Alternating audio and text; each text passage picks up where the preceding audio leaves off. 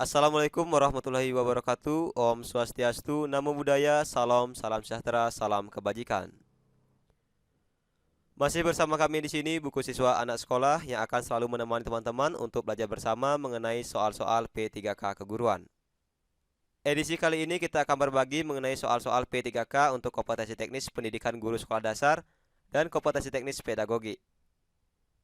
Soal-soal dalam pembahasan ini merupakan soal-soal yang kita ambil dari teman-teman kita yang sudah melakukan tes pada tahap 1 dan tahap 2. Semoga melalui soal-soal ini bisa memberikan gambaran kepada kita bersama mengenai pola-pola soal dalam tes seleksi P3K.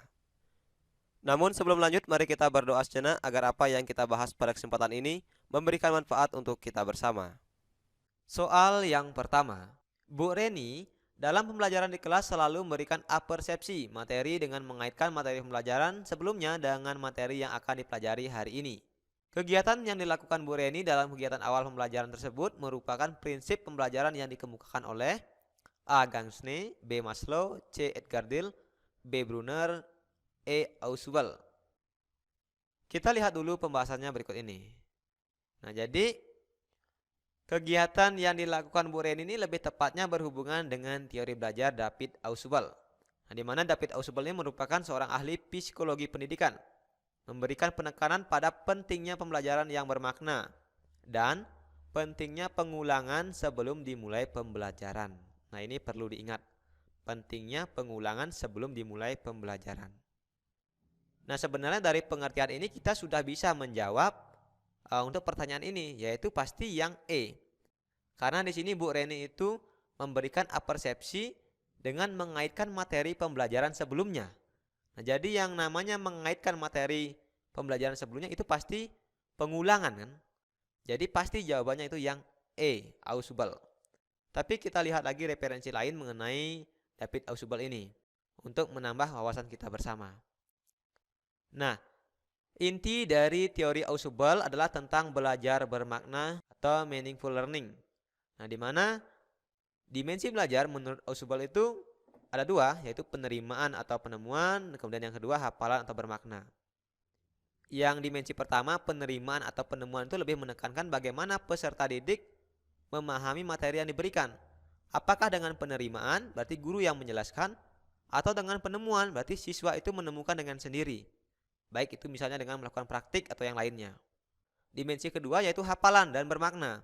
Nah, hafalan di sini apabila si siswa itu dimensi belajarnya yaitu menerima, berarti guru yang menjelaskan. Nah, ini kan lebih bersifat hafalan. Kemudian kalau dia penemuan itu berarti pembelajaran yang bermakna. Nah, kedua-duanya ini menurut Ausubel itu sangat penting. Baik yang siswa sebagai penerimaan atau penemuan ini sama-sama penting, sama-sama menunjang keberhasilan dalam sebuah pembelajaran yang disebut dengan belajar bermakna atau meaningful learning. Nah, dengan demikian belajar bermakna menurut Ausubel ini yaitu apabila pembelajar dapat mengaitkan informasi baru yang diterimanya dengan konsep-konsep yang relevan yang terdapat dalam struktur kognitif yang dimilikinya. Nah, jadi ada pengaitan kembali atau ada pengulangan kembali dari pembelajaran sebelumnya. Nah, namun bila pembelajar tidak mampu mengaitkan informasi baru dengan konsep yang telah dimiliki, maka kondisi ini dikatakan sebagai belajar hafalan atau siswa hanya sebagai penerima. Nah, dengan demikian jawaban yang tepat untuk pertanyaan ini yaitu yang E, Ausubel. Nah, kita kasih teori lagi dari masing-masing option ini. Yang A itu Gagne. Nah, teori belajar Gagne ini lebih menekankan pada teori pemrosesan informasi. Kalau Maslow ini lebih menekankan pada teori kebutuhan yang ada 5 dasar hierarki kebutuhan manusia. Kalau Edgar Dill ini lebih menekankan pada teori media konkret. Nah, itu dari abstrak ke konkret tadi. Kalau Brunner ini lebih menekankan pada enaktif ikonik simbolik. Nah, ingat aja yang itu. Nah, kalau Ausubel, nah ini dia menekankan pada pentingnya pengulangan. Nah, ini secara ringkasnya teman-teman. Soal berikutnya. Perhatikanlah pernyataan-pernyataan berikut ini. Satu kubus sama dengan satu bola dan satu kerucut. Satu bola sama dengan satu tabung. Berdasarkan pernyataan tersebut, maka dapat disimpulkan. Nah, di sini ada pernyataan dan ada option, di mana optionnya ini berupa gambar. gambar dari pernyataan-pernyataan itu. Nah, untuk menjawab ini kita lihat dulu pembahasannya.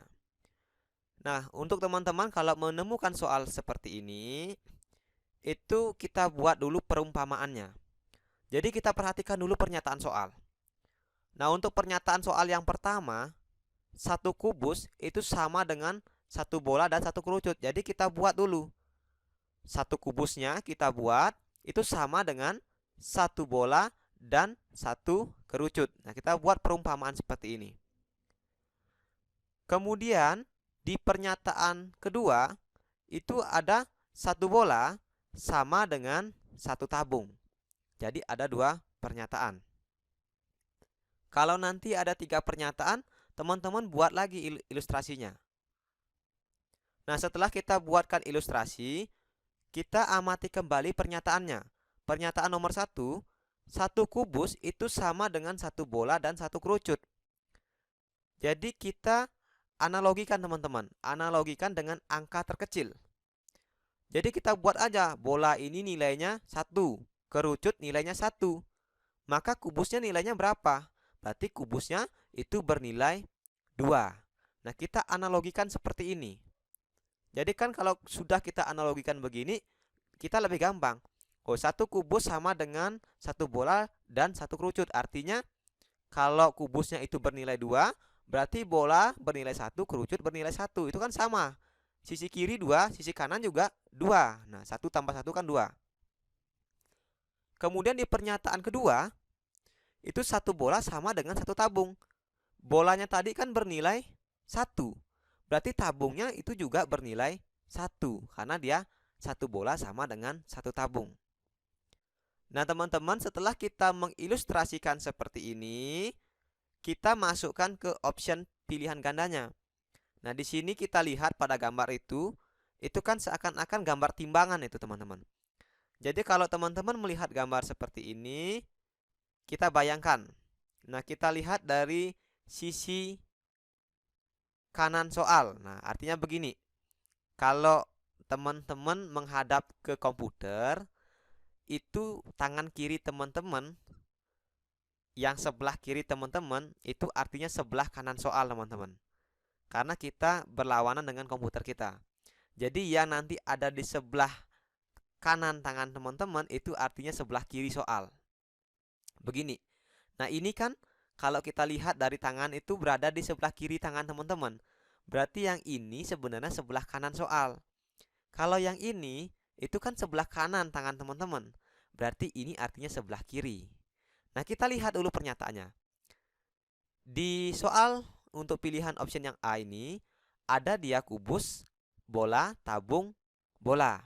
Nah, ini ada titik. Kemudian ada kerucut, kubus, bola. Ini kita masukkan, teman-teman, dengan ilustrasi tadi dan perbandingan angkanya yang sudah kita buat. Nah, selanjutnya teman-teman, gambar-gambar ini yang sudah kita ilustrasikan dengan angka-angka kita masukkan, teman-teman. Nah, misalnya yang A ini, kita lihat yang A. Ini ada kubus, ada bola, ada tabung, ada bola. Kita hitung kubus tadi nilainya berapa? Nilainya kan 2. Kemudian 2 ditambah 1 ditambah 1 ditambah 1. Karena ini kan nilainya 1 ini. 2 ditambah 1 tambah 1 tambah 1 itu hasilnya adalah 5. Nah, titik keseimbangan ini itu bernilai sama dengan, teman-teman. Kemudian kita hitung. Ini nilainya kan kerucut itu 1 nilainya. 1 tambah 1 tambah 2 tambah 1. Itu hasilnya sama, yaitu 5. Nah, jadi untuk option yang A itu 5 di sini sama dengan 5 di sini. Selanjutnya kita lihat yang B. Nah, yang B ini ada kubus 2 buah ditambah bola. Jadi kubus itu kan nilainya 2. 2 tambah 2 4 tambah 1 5. Jadi 5 ini artinya sama dengan, titiknya ini sama dengan, kemudian ini nilainya 1 semua kan. Berarti 1 tambah 1 tambah 1 tambah 1 itu sama dengan 4. Nah, jadi dari sini kita sudah mengetahui, teman-teman, bahwa 5 sama dengan 4 sudah pasti tidak seimbang. Tapi kenapa di sini dia seimbang? Berarti jawaban yang B ini sudah pasti salah. Selanjutnya kita lihat yang C. Nah, yang C ini di sini ada bola, ada tabung, ada kerucut. Ini kan masing-masing nilainya 1. Bola itu 1, tabung juga 1, kerucut juga 1. Jadi kalau ditambahkan itu hasilnya 3. Nah, ini titik keseimbangan itu artinya sama dengan. Kemudian ada 2 buah kubus. Satu kubus ini kan 2 nilainya. Berarti kalau 2, berarti 2 tambah 2 hasilnya adalah 4. Jadi 3 sama dengan 4. Nah, sudah sangat jelas 3 sama dengan 4 ini tidak seimbang. Tapi di sini dibuat seimbang, berarti yang C juga salah. Yang D kita hitung. 1, 2, 3, 4. Nah, berarti ada 4 nilainya. Ini artinya sama dengan. Kemudian kita hitung lagi. Ini tadi nilainya 2, teman-teman. 2 tambah 1 tambah 1 tambah 1 sama dengan 5. Nah, itu 4 sama dengan 5. Berarti sudah tidak seimbang. Yang D salah. Yang E, ini tadi nilainya kan 1. Ini juga 1, ini juga 1. Berarti 1, 2, 3. Nah, 3 itu yang E. 3 kemudian sama dengan. Ini kan artinya sama dengan. Nah, ada kubus, ada tabung. Kubus ini tadi nilainya 2. Tabung nilainya 1. Berarti 2 tambah 1 tambah 1 itu sama dengan 4. 3 sama dengan 4 tentu tidak seimbang. Jadi jawaban yang E juga salah. Nah, kita lihat pernyataan yang A itu kan 5 sama dengan 5. Ini sudah seimbang. Jadi pernyataan yang tepat itu adalah yang A. Jadi jawabannya yaitu yang A. Nah, jadi begini teman-teman. Kalau kita menemukan soal dengan pola yang begini, teman-teman silakan buat dulu gambarnya dan buat ilustrasinya dalam bentuk angka yang terkecil agar mempermudah kita dalam menghitung. Baru teman-teman masukkan ke optionnya seperti yang sudah kita cari tadi bersama-sama. Soal berikutnya. Bacalah penggalan cerita berikut ini. Ketika aku kecil, tubuhku sangat gemuk. Untuk duduk atau mengenakan sepatu, aku harus dibantu ayah dan ibuku. Bukan karena aku manja, tetapi karena memang aku sulit untuk menekuk tubuhku lantaran terganjal perutku yang buncit. Dokter keluargaku menyarankan agar aku mencoba berolahraga dengan jenis olahraga yang paling aku sukai. Sudah ku coba berbagai jenis olahraga, mulai dari renang dan fitness. Namun semuanya tidak bertahan lama. Akhirnya, aku menemukan olahraga yang amat aku sukai, yaitu bermain bulu tangkis. Sungguh sehari saja aku tidak menyentuh raket atau bola tenis, rasanya tanganku gatal. Paragraf tersebut dikembangkan dengan pola pengembangan paragraf: A. Narasi, B. Deskripsi, C. Eksposisi, D. Persuasi, E. Argumentasi. Nah, teman-teman, untuk menjawab ini kita lihat dulu pembahasannya berikut ini. Jadi dalam pengembangan sebuah paragraf itu teman-teman ingat aja kata depan. D yang pertama deskripsi, E eksposisi, P persuasi, A argumentasi, N narasi. Kita lihat dulu penjelasan yang pertama, yaitu dimulai dari kata D, deskripsi. Paragraf deskripsi merupakan jenis paragraf yang melukiskan atau menggambarkan sesuatu dengan tujuan untuk melukiskan, menggambarkan, dan memberikan perincian terhadap objek yang dibicarakan tersebut. Nah, sehingga seolah-olah pembaca ini ikut merasakan atau melihat objek tersebut. Nah, berikut adalah contoh dari paragraf deskripsi. Dia memakai rok panjang warna coklat, betapa sesuai benar dengan warna blus panjangnya. Rok dan blusnya seakan-akan menambah keanggunan pribadinya. Jalannya sungguh santun, memikat hati orang yang memandangnya. Nah, di sini kan seakan-akan kita sebagai pembaca itu melihat bagaimana seseorang itu menggunakan rok panjang warna coklat, kemudian pakai blus, jalannya sungguh anggun, santun. Nah, ini kita sebagai pembaca ini seakan-akan kita melihat dan merasakan bahwa memang benar-benar orang itu ada di depan kita. Nah, inilah yang disebut dengan teks deskripsi.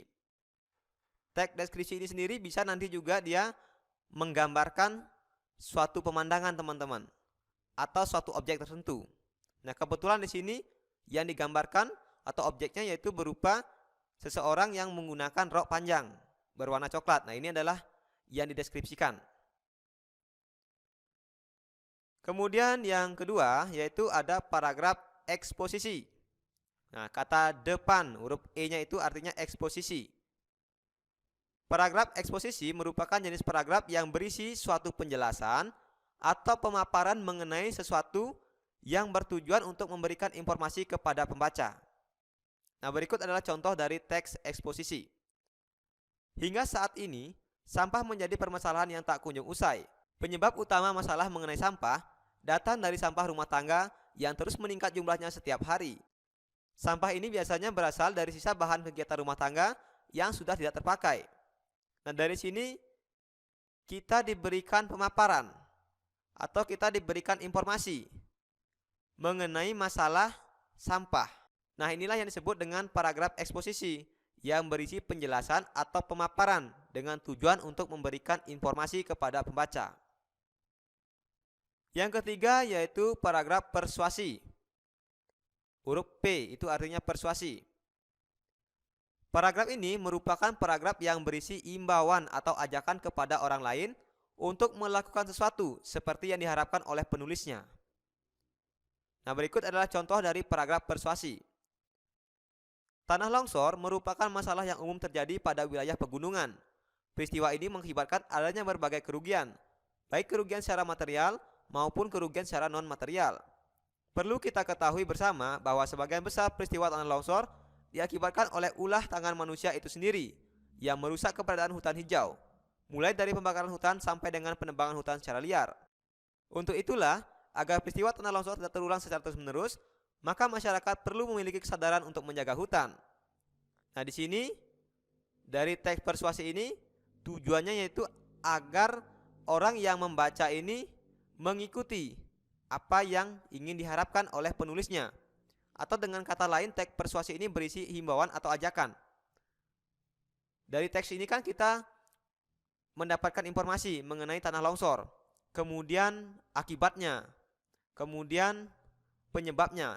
Nah, di akhir kita diminta untuk itulah agar peristiwa tanah longsor tidak terulang, maka kita perlu memiliki kesadaran menjaga hutan. Nah, jadi harapannya ini atau himbauannya atau ajakannya kita harus menjaga hutan. Nah, jadi persuasi itu bersifat mengajak.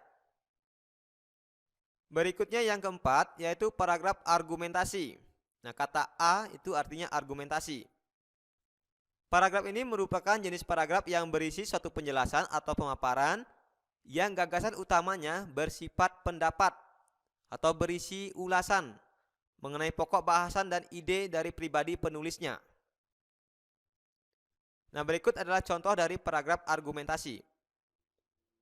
Anak-anak jalanan di kota Jakarta semakin merajalela. Mereka memenuhi jalanan ibu kota tidak peduli siang dan malam. Dengan segala tingkah dan aksinya, mereka melakukan berbagai macam cara untuk dapat hidup. Kejadian seperti ini memang bukan hal yang baru, tetapi bertambahnya angka anak-anak jalanan itu bukti dari belum adanya pemerataan ekonomi dari negara. Nah, dari teks ini itu hanya berisi ulasan mengenai pendapat penulis yang berhubungan dengan masalah anak jalanan di Jakarta. Nah, jadi ada perbedaan mendasar dari paragraf eksposisi dengan argumentasi. Karena paragraf eksposisi dengan argumentasi itu hampir-hampir mirip, teman-teman. Kalau paragraf eksposisi, dia memberikan informasi berdasarkan realita atau fakta biasanya. Dan di dalamnya itu tidak terdapat opini penulis. Tetapi kalau paragraf argumentasi yang namanya argumen itu ada pendapat penulis pribadi. Seperti di sini. Pada teks mengenai anak jalanan ini itu kan ada pendapat penulisnya bahwa dia mengatakan di akhir paragraf itu yang menyebabkan bertambahnya angka anak-anak jalanan itu berarti belum adanya pemerataan ekonomi dari negara. Nah, ini adalah pendapat pribadi seorang penulis mengenai suatu permasalahan. Nah, inilah yang disebut dengan paragraf argumentasi. Selanjutnya yang kelima, itu ada paragraf narasi. Jenis paragraf narasi merupakan jenis paragraf yang berisi suatu uraian atau pemaparan suatu peristiwa yang didasarkan pada urutan waktunya dan biasanya terdapat tokoh. Nah, berikut adalah contoh dari paragraf narasi. Di suatu pagi hari yang sangat cerah, Elsa pergi mencari kayu bakar di hutan. Ia tak sendirian karena ia pergi bersama sang kakek. Tak terasa, ia telah tiba di hutan yang sangat lebat. Ia mendengar suara-suara hewan yang nyaring. Namun ia takut karena itu adalah pengalaman pertamanya untuk mencari kayu bakar di hutan. Nah, dari contoh ini kita melihat bahwa di dalam paragraf narasi itu ada urutan waktunya kan? Di suatu pagi hari yang sangat cerah, nah ada keterangan waktu. Kemudian ada tokoh. Tokohnya yaitu si Elsa. Nah, inilah yang disebut dengan paragraf narasi. Nah, dari pemaparan tadi kita bisa mengetahui bahwa jawaban untuk paragraf ini yaitu yang A, yaitu paragraf yang dikembangkan dengan pola pengembangan narasi. Nah, karena di sini kita lihat, ketika aku kecil, tubuhku sangat gemuk. Ketika aku kecil, ini kan berarti dia ada waktu, urutan waktu. Tubuhku sangat gemuk. Nah, di sini ada kata aku. Aku ini berarti penggambaran tokoh. Jadi sangat tepat bahwa paragraf ini dikembangkan dengan pola narasi. Ada urutan waktu dan ada tokohnya. Soal berikutnya. Bacalah penggalan cerita berikut ini. Nah, untuk penggalan ceritanya masih sama dengan soal yang di awal. Silakan teman-teman, kalau misalnya lupa dibaca kembali, di pause videonya. Dilihat dari pola pengembangan paragrafnya, adapun tujuan paragraf tersebut adalah, nah kita lihat dulu pembahasannya. Jadi dari pola pengembangan paragraf yaitu depan, deskripsi, eksposisi, persuasi, argumentasi, narasi, yang sudah kita bahas di awal tadi, ini bisa kita ringkas. Di mana yang pertama, paragraf deskripsi yaitu paragraf yang di dalamnya berisi penggambaran akan sesuatu objek. Bisa objek yang digambarkan berupa orang, berupa tempat. Kemudian yang kedua, paragraf eksposisi yaitu jenis paragraf yang bertujuan untuk menjelaskan sesuatu, dalam artian memberikan informasi kepada pembaca. Paragraf yang ketiga yaitu persuasi, merupakan jenis paragraf yang bersifat mempengaruhi orang atau dengan tujuan untuk mengajak seseorang melakukan apa yang ada dalam teks tersebut. Selanjutnya yang keempat ada argumentasi, yaitu merupakan jenis paragraf yang di dalamnya berisi pendapat atau opini seseorang dengan tujuan untuk meyakinkan pembaca. Terakhir ada paragraf narasi. Nah, narasi berarti menceritakan sesuatu, ada urutan waktu dan ada tokoh. Nah, dengan demikian untuk jawaban pada soal ini yaitu yang D, menceritakan sesuatu. Karena kalau yang A, menjelaskan sesuatu, itu berarti dia paragraf eksposisi. Kalau meyakinkan membaca berarti paragraf argumentasi. Kalau menggambarkan sesuatu berarti paragraf deskripsi. Dan kalau mempengaruhi orang berarti paragraf persuasi. Nah, teks ini kan sudah kita baca tadi di awal, bahwa dia terdapat urutan waktu, yaitu ketika aku kecil. Dan terdapat tokoh, tokohnya yaitu si aku. Berarti ini merupakan jenis paragraf narasi yang bertujuan untuk menceritakan sesuatu. Soal berikutnya. Perhatikan pernyataan-pernyataan berikut ini. 1. Melakukan pemilihan umum untuk memilih kepala daerah. 2. Membayar pajak tepat pada waktunya. 3. Mentaati peraturan dan rambu-rambu lalu lintas. 4. Bekerja bakti di lingkungan masyarakat. 5. Menolong tetangga yang sedang kesusahan. Tindakan yang tepat berkaitan dengan pengamalan Undang-Undang Dasar 1945 adalah A. 1, 2, dan 4, B. 1, 4, dan 5, C. 1, 2, dan 3, D. 3, 4, dan 5, E. 2, 3, dan 4. Nah, kita lihat dulu pembahasannya. Jadi Undang-Undang Dasar 1945 merupakan konstitusi nasional yang berlaku di seluruh wilayah Negara Kesatuan Republik Indonesia. Di sini pertanyaannya kan tindakan yang tepat berkaitan dengan pengamalan Undang-Undang Dasar 1945. Ada beberapa pernyataan, kemudian kita diminta mana tindakan yang tepat berkaitan dengan pengamalan Undang-Undang Dasar ini. Nah, ingat, Undang-Undang Dasar 1945 merupakan konstitusi nasional yang berlaku untuk seluruh wilayah Negara Kesatuan Republik Indonesia. Kita lihat dari pernyataan ini, mana yang berlaku untuk nasional? Tentu yang berlaku untuk nasional adalah 1. Mentaati ketentuan membayar pajak, 2. Ketentuan mentaati peraturan lalu lintas, dan 3. Pemilihan umum. Nah, ini adalah merupakan pencerminan dari bentuk penerapan konstitusi Undang-Undang Dasar agar berlaku di seluruh wilayah negara kesatuan Republik Indonesia. Jadi, yang nomor 1 melakukan pemilihan umum betul, nomor 2 membayar pajak betul, nomor 3 mentaati peraturan rambu-rambu lalu lintas betul juga. Dan yang keempat bekerja bakti di lingkungan masyarakat. Nah, nomor 4 ini tidak. Karena ketentuan bekerja bakti itu kan tidak mencangkup nasional, tapi sesuai dengan daerah masing-masing atau wilayah masing-masing. Kemudian menolong tetangga yang sedang kesusahan. Nah, ini juga tidak termasuk dalam lingkup nasional. Maka yang ada 4 dan 5 sudah pasti salah. Nah, kita lihat option yang A itu ada angka 4 pasti salah. B juga ada angka 4 pasti salah. D juga ada angka 4 pasti salah. E juga ada angka 4 pasti salah. Jadi yang benar adalah yang C, 1, 2, dan 3. Nah, jadi seperti itu teman-teman. Ketika kita menjawab pertanyaan-pertanyaan semacam ini, kita lihat konteks pertanyaannya dulu. Karena kalau dari segi pernyataannya semuanya bagus-bagus nih. 1, 2, 3, 4, 5 bagus-bagus. Tapi konteks pertanyaannya mana yang merupakan pengamalan dari Undang-Undang Dasar 1945 ini. Jadi jawabannya pasti yang sangat tepat adalah yang C, karena berlaku secara nasional. Baiklah teman-teman, mungkin cukup sekian dulu latihan soal kita kali ini. Semoga apa yang kita bahas pada kesempatan ini bisa memberikan manfaat untuk kita bersama. Jadi kita belajarnya sedikit demi sedikit saja. Yang penting apa yang kita pelajari pada kesempatan ini bisa kita serap. Karena kalau kita belajar banyak-banyak tetapi tidak kita serap itu percuma saja. Lebih baik kita belajarnya sedikit demi sedikit. Yang penting apa yang kita pelajari bisa masuk dan bisa kita mengerti. Nah, nanti untuk teman-teman, seandainya ada yang belum dipahami, silahkan teman-teman putar ulang kembali videonya, bisa di screenshot dan dipelajari kembali. Semoga melalui pembahasan soal kali ini bisa memberikan gambaran kepada kita bersama mengenai pola-pola soal yang sering keluar dalam seleksi tes P3K. Dan saya doakan kepada teman-teman yang sedang mengikuti seleksi tes P3K tahun ini, semoga diberikan kemudahan, kelancaran, dan membuahkan hasil yang baik. Sampai jumpa lagi dalam video berikutnya.